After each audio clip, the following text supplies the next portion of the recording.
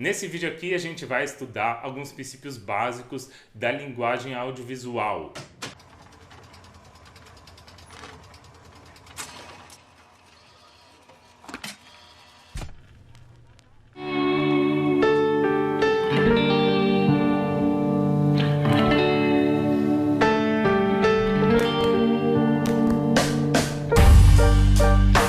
Just a perfect day. Drink sangria in the park.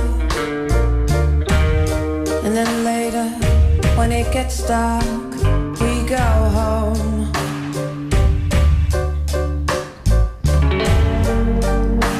Just a perfect day. Feed animals in the zoo. Then later, a movie too. And then home. Oh, it's such a perfect day. I'm glad I spent it with you. Oh, such a perfect day. You just keep me hanging on. You just keep me hanging on.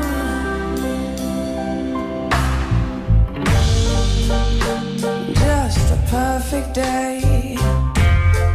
Problems all left alone. Weekenders on our own. It's such fun.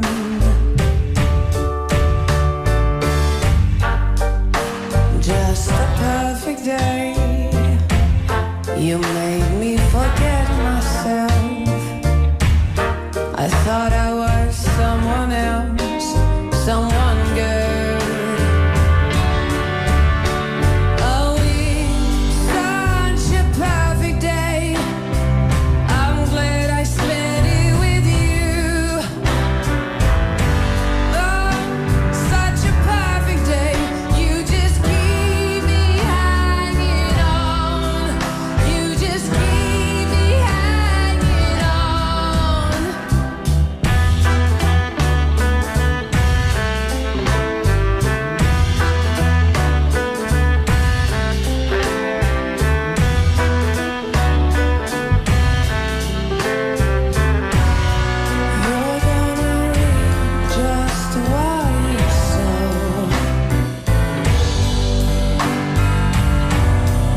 You're gonna reap just what you sow. You're gonna reap just what you sow. You're gonna reap just what you sow. You're gonna reap just what you sow, what you sow, what you sow. You're gonna reap just what you sow, what you sow, what you sow, what you sow. You're gonna reap just what you sow, what you sow.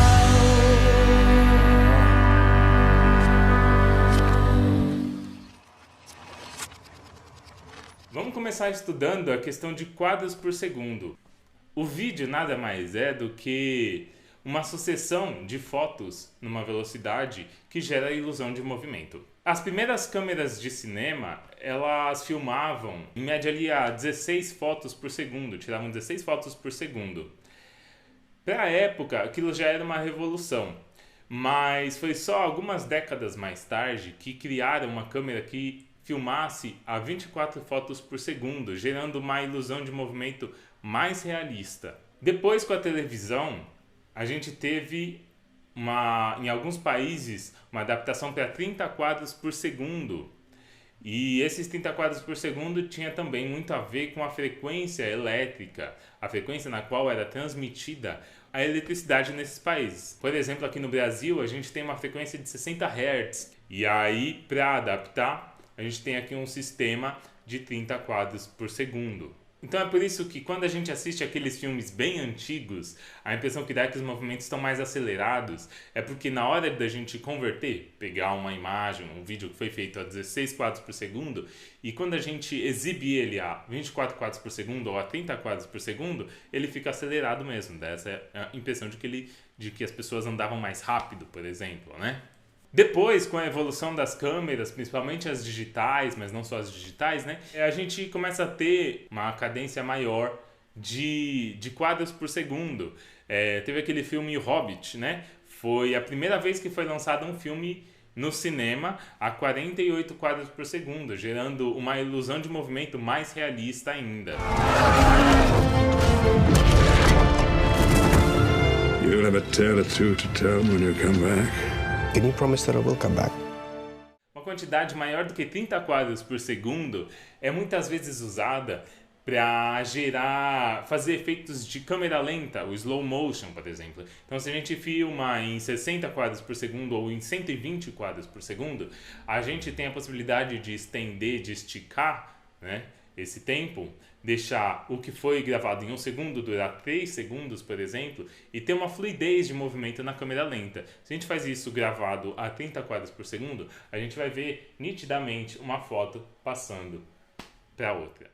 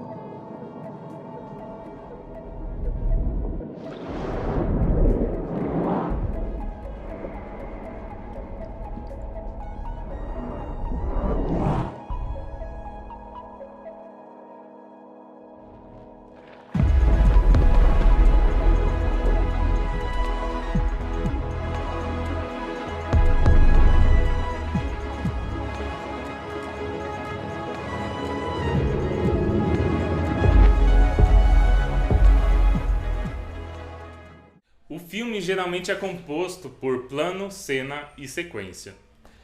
O plano, depois do frame ou fotograma, é a menor unidade de um filme. Ele é o que está entre quando a gente dá o REC e quando a gente dá o stop. Então a gente pode dizer que o plano termina quando a gente corta. O plano termina num corte. Os planos normalmente se articulam criando cenas. Eu não consigo arrancar da cabeça. É a minha história. De meu irmão e de uma camisa no vento.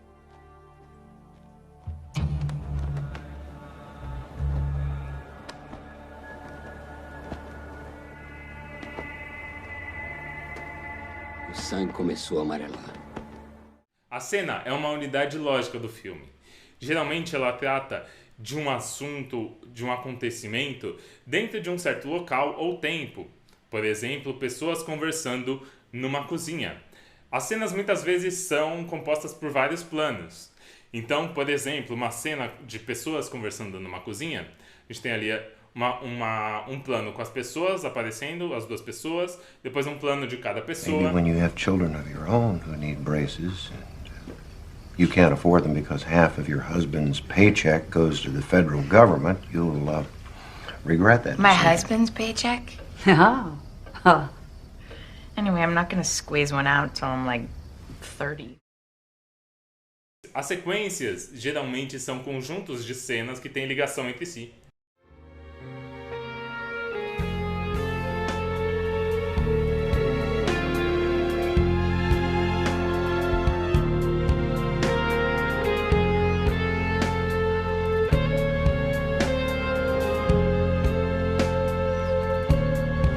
Infiltrado na clã.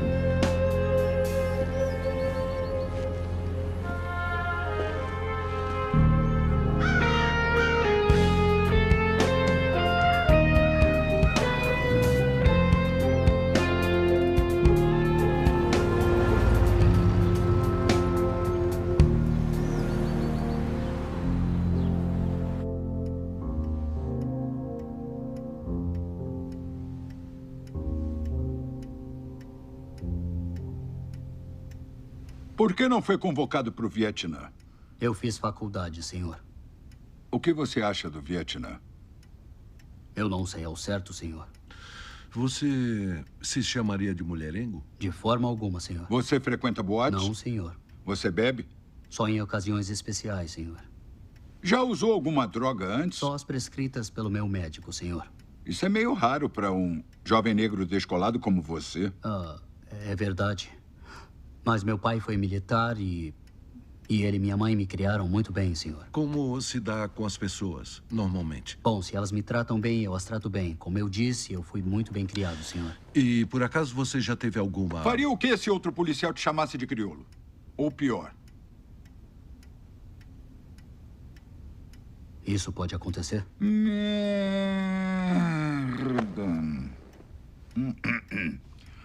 Nunca tivemos um policial negro aqui.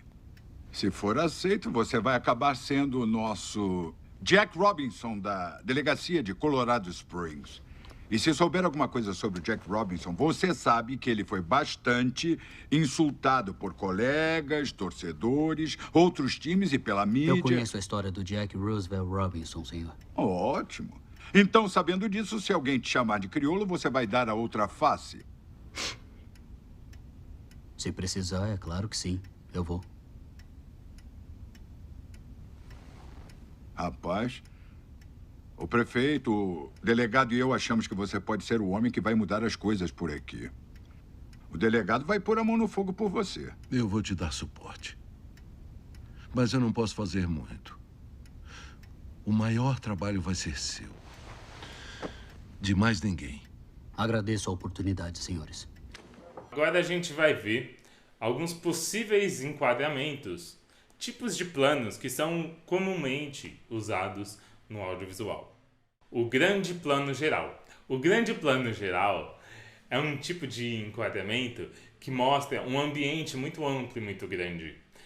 Muitas vezes feito de longe ou com algum drone ou de um helicóptero ou de um balão. O plano geral é um pouco mais fechado. Então mostra a fachada de um prédio, a fachada de uma casa, um ambiente interno onde a cena vai acontecer. Tanto o plano geral quanto o grande plano geral, eles servem para ambientar a gente, para levar a gente aos poucos ao lugar onde a ação vai acontecer. O plano conjunto é um enquadramento onde mostra duas ou mais pessoas, geralmente criando uma relação entre essas pessoas. Ou as pessoas conversando, ou lutando, se enfrentando, fazendo qualquer tipo de ação juntas, andando juntas, caminhando, etc.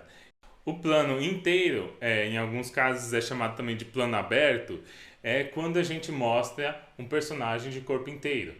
Né? E obviamente vai mostrar também um pouco do ambiente. O plano americano é chamado de plano americano porque é um tipo de enquadramento que se popularizou com os filmes de faroeste, os tais do westerns, né? Nesse enquadramento a gente tem o personagem apresentado das coxas para cima. Isso porque nos filmes de faroeste era muito comum mostrar aqui a arma na cintura do personagem. Isso também é muito usado em filmes de ação. Muitas vezes no plano americano a câmera está mais ou menos na altura da barriga do personagem, do tronco do personagem. Então ela não vai estar na mesma altura do olhar do personagem. Isso vai gerar uma impressão de um leve engrandecimento do personagem. O plano médio é o enquadramento da cintura para cima. Ele não é tão focado na ação de enfrentamento, mas ainda que ele tenha um foco na ação, ele começa a ter um foco um pouco mais na expressão do personagem. Ele é muito usado para mostrar a aproximação de algum personagem, por exemplo. O primeiro plano é um enquadramento do busto, dessa área aqui, para cima do personagem. Ele já está muito mais focado na expressão, no sentimento do personagem. É muito usado em filmes de drama, em cenas dramáticas, em cenas onde a gente quer mostrar a emoção do personagem. O primeiríssimo plano é o primeiro plano elevado a uma potência maior. O primeiríssimo plano, então, ele chama mais atenção ainda para o sentimento do personagem. Então, a gente pode mostrar, por exemplo, olhos de vingança, olhos de tristeza. Então, o primeiríssimo plano é quando a gente tem o rosto do personagem ocupando quase que a tela inteira. O plano detalhe, como o nome já diz, mostra apenas um detalhe, um objeto, a parte de um objeto ou a parte de um corpo de algum personagem. O plongé é o ângulo de 45 graus ou mais ou um pouco menos, de cima para baixo. Também é chamado de picado. Plongé vem de mergulho do francês. Então é quando a gente filma um pouquinho de cima para baixo.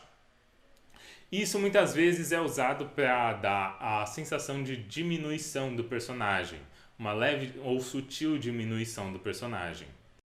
O contre-plongé é justamente o contrário, de baixo para cima num ângulo mais ou menos ali de 45 graus, que vai, nesse caso, gerar um engrandecimento do personagem. A gente vê muitas vezes nos filmes esse ângulo sendo usado para mostrar uma posição de poder de um personagem.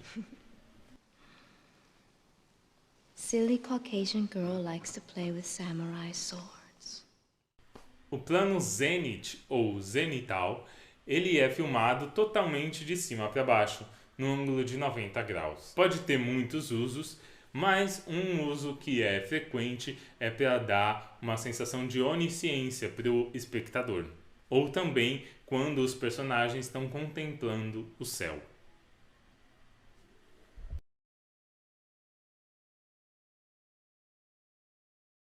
No cinema convencional, quando a gente assiste um filme, geralmente a gente está vendo a história do ponto de vista de algum personagem, muitas vezes do personagem principal, ou de algum personagem invisível, digamos assim, muito próximo do personagem principal.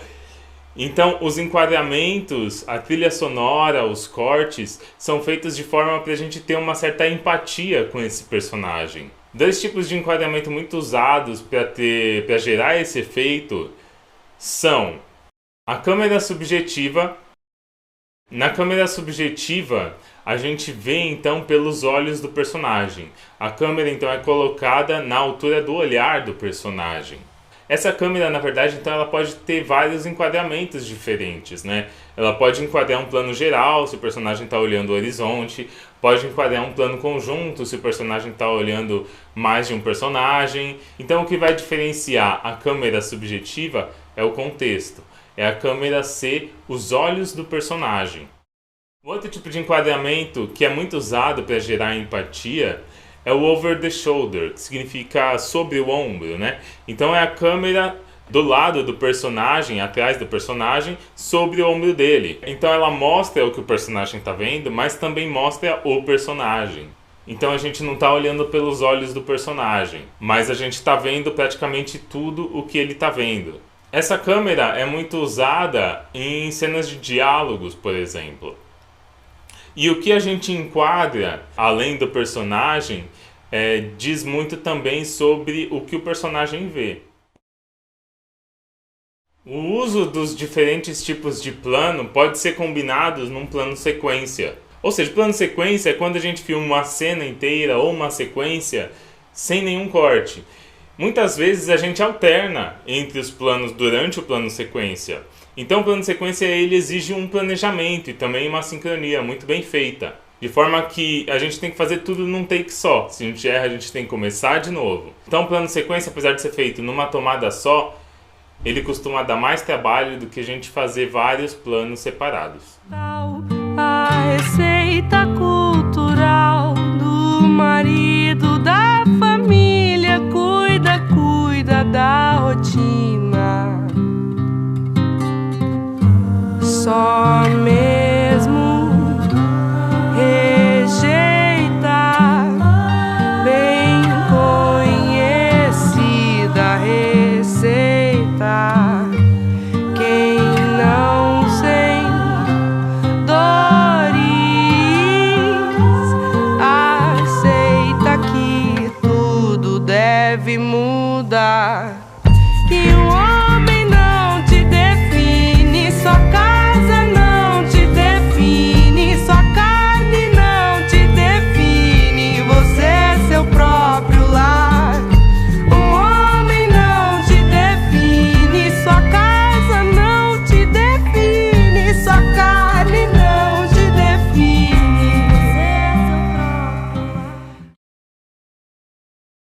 Quando a gente olha uma foto, uma imagem, uma cena, o nosso olho faz uma espécie de varredura dessa imagem, começando no canto superior esquerdo e terminando no canto inferior direito. Por exemplo, as emissoras de TV costumam colocar os seus logotipos no canto inferior direito. Dessa forma, o nosso sistema de visão vai captar, só que de uma forma discreta. Aquela informação vai entrar no nosso cérebro de uma forma discreta. Numa cena de um personagem correndo, por exemplo, é muito comum também colocar o personagem correndo da esquerda para a direita na tela. Se fosse o contrário, provavelmente ia dar a impressão de que o personagem está voltando e não indo. Uma técnica muito usada para compor imagens de uma forma harmônica é a regra dos terços. Nessa técnica, a gente divide a tela em 9 retângulos do mesmo tamanho, formando 3 faixas na horizontal e 3 faixas na vertical. Esse encontro das linhas que formam essa faixa, esses pontos de intersecção, seriam aí o que nessa regra é chamado de pontos de interesse. Então, segundo essa regra, a gente enquadrando os elementos na região ali daqueles pontos de interesse, gera imagens mais harmônicas e vai conduzir o olhar do espectador. Uma outra técnica bastante usada na fotografia para compor uma foto harmônica é a sequência Fibonacci. Então, segundo essa regra, os elementos são distribuídos de acordo com um cálculo matemático, que vai formar quadrados que formam uma espiral infinita. Então, o centro dessa espiral seria, no caso aí, o ponto de interesse, o ponto de maior interesse. E os elementos seriam distribuídos ao longo dessa espiral.